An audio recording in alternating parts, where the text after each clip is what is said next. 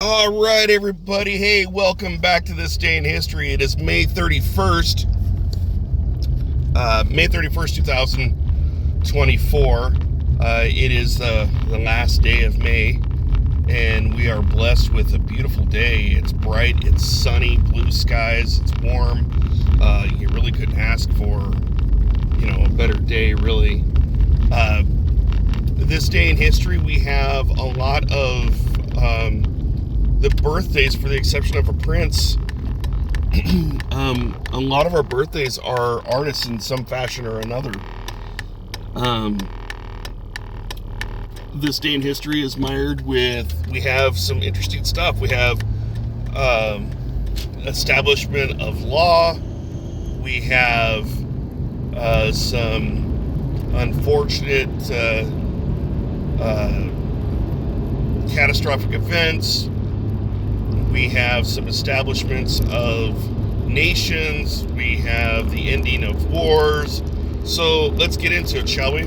So first, the first birthday is 1819. He's an American poet. He's an American journalist. He's an American essayist. His name is Walt Whitman. His birthday is today, on this day in 1819.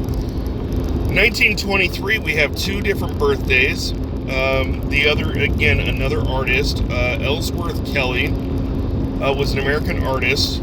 Ellsworth Kelly did painting, did sculptures, did printmaking, that sort of thing. And also in 1923, the Prince of Morocco, Rainier III, was born on this day. In 1930, one of my favorite actors of all time, really, Clint Eastwood. His birthday is today. He is 94 years old today, and I hope that he has many more years left in him. 1943, American icon in the realm of football, Joe Namath. His birthday is today. He was born on this day in 1943. And 1947, John Bonham. He was a British musician. If you're a Led Zeppelin fan, he was their drummer. So his birthday was today. Unfortunately, he's passed. Getting on to this day in history, pretty interesting here is that the copyright law is established in the United States for the first time on this day in 1790. I have to wonder if that is in response to someone challenging an aspect of the First Amendment, and as such, it required copyright law to be enacted. I don't know. That's something I'd have to look into.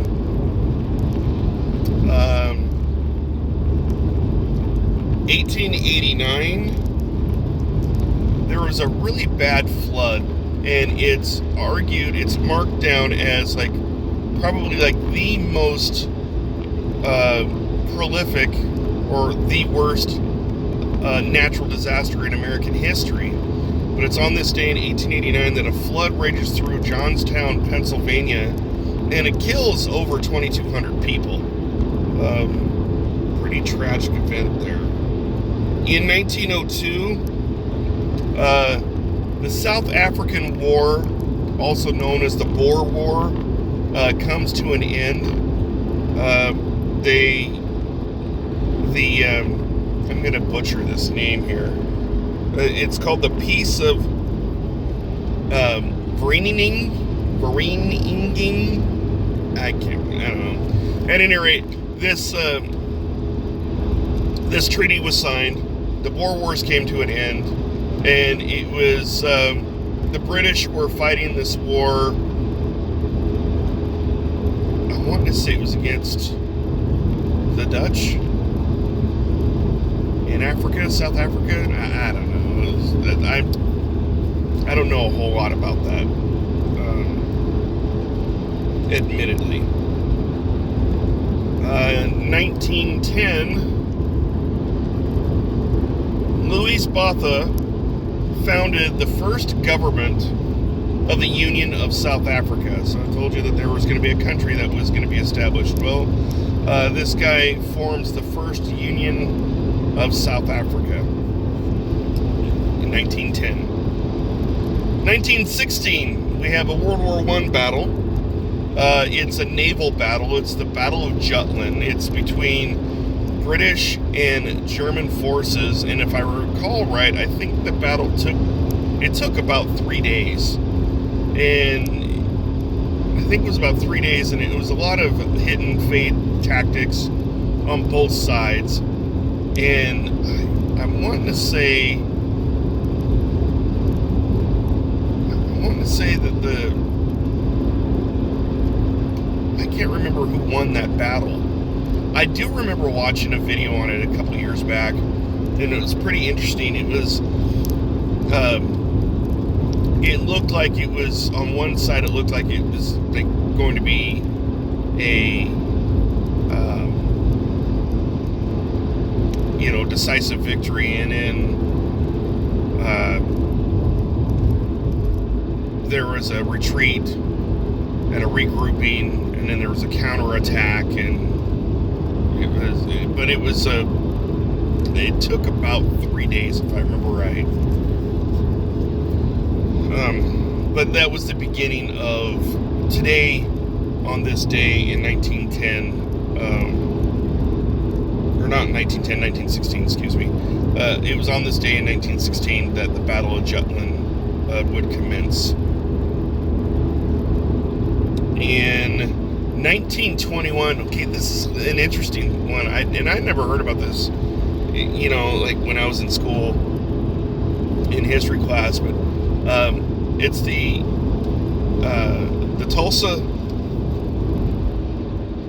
Tulsa Race Massacre, and about 300 people are killed, mostly African Americans. And what happened was, apparently there was an African American on trial for assaulting a white woman, and at some point during this trial, a mob shows up to the courthouse, and it's a mixed race mob. Both whites and blacks are here. I don't know if it's one of those things where, because the article really wasn't clear, it just said that there was some, upper society African Americans involved in this situation. So I'm wondering if maybe it was a high society African American who was on trial for this assault, and it was the high society folks that took exception to him being put on trial, in all likelihood was probably sentenced and convicted of the assault, which back then, it was Jim Crow era.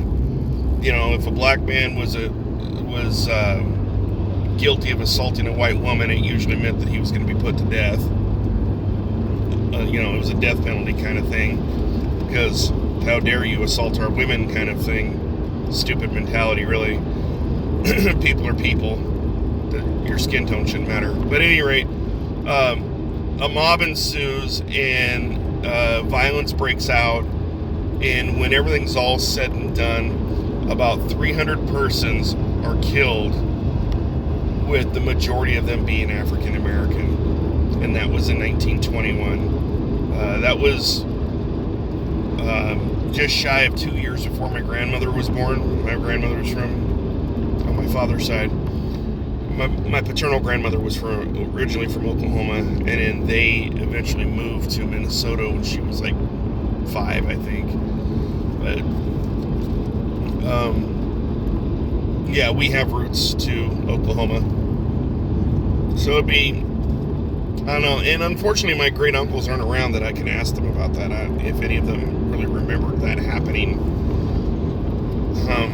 because I think both of my great uncles, her brothers, I think they were both older than her. I think my grandmother was the baby of the family. Yeah, I mean, I really didn't know that side of the family very well, or hardly at all, actually.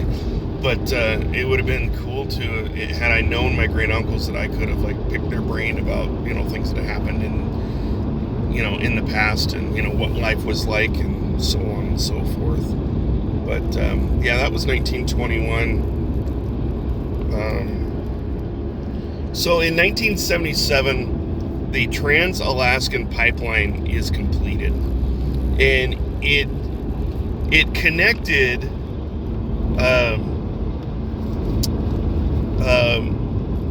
the Prudhoe oil fields to the harbor of Valdez, which is about an 800-mile stretch.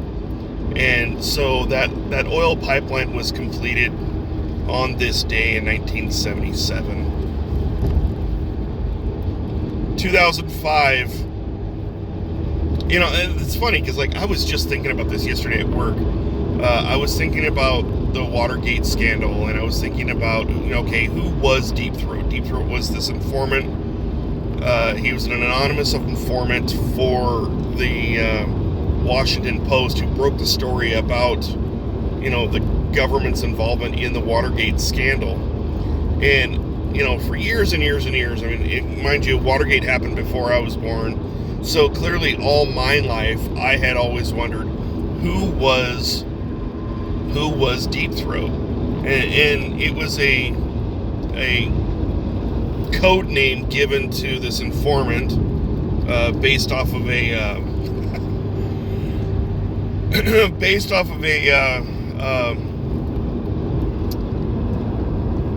I think it was a 1969 porn flick called Deep Throat. I'll let you use your imagination there. Anyway, so it's revealed in 2005, on this day, it was revealed that FBI official Mark Felt was the actual informant known as Deep Throat. So, there was a lot of speculation that Deep Throat was a government official, and that they couldn't really go on record as saying, this, that, and the other. But this informant had met with Woodward and Bernstein on several occasions and basically gave them a bunch of nuggets to follow, and that's what ended up breaking the story. He was chiefly responsible for, the trail leading back to J. Gordon Liddy and E. Howard Hunt and the other guys that were involved in the break-in. And consequently, what the break-in was about, the official cover story was that they were there collecting dirt on the Democratic Party so that Nixon could soundly win his re-election. Conspiracy theory says that there was a lot more than that.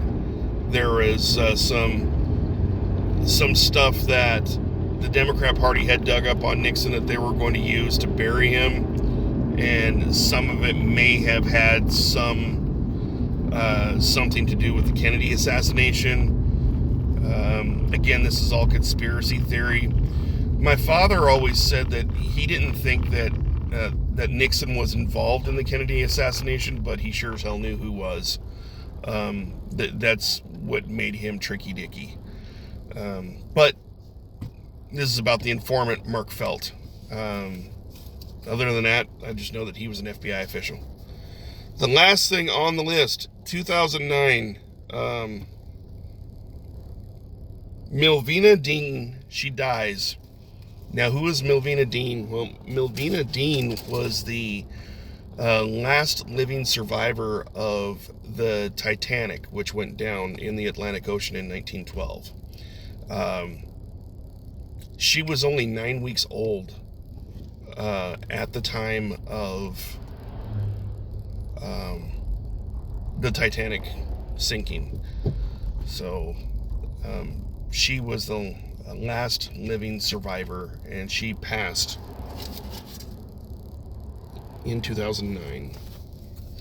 So that concludes our day in history for May 31st. Tomorrow is the beginning of the new month. It is June 1st, and I strongly suspect it's going to be another gorgeous, beautiful day. Who knows?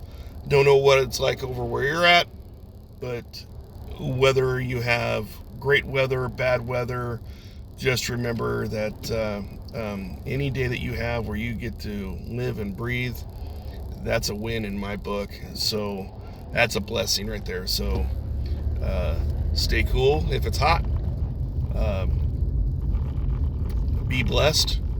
Have a great day. Take care, and we will be back again tomorrow for this day in history for June 1st. All right? See you then. Bye.